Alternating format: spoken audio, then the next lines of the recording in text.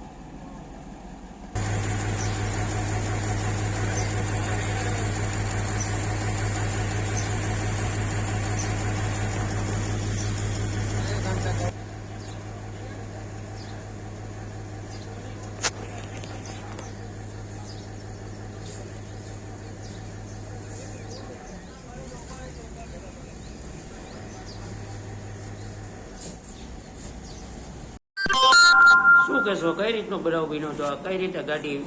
ગતરોજના કલ અમારે ત્યાં 30 ટન લોખંડની ગાડી આવેલ હતી ને અચાનક ગાડીની બ્રેકડાઉન થતા ડ્રાઈવર બિલટી દેવા આવેલ હતો ને થોડોક ઢાળ જેવું હતું. ગાડી સીધી સાતરલી નદીમાં વહી હતી. તાત્કાલિક ધોરણે અમે જીઈબીમાં જાણ કરી, થોડું ઘણું પોલને નુકસાન હતું. જાણ કરી અને અમે ક્રેનવાળાને જાણ કરી. રાતે ક્રેન આવી લોખંડની ગાડી આખે ખાલી કરી અને કોઈ પણ હંગામી ધોરણે અમે નુકસાન કર્યા વગર બધું જ સારવાર છે અથવા બધું જ બહાર કાઢી નાખ્યું હતું. મતલબમાં કોઈ ઈજા નથી. કેટલું લોખંડ? કેટલું લોખંડ અંદાજે 30 ટન હતું.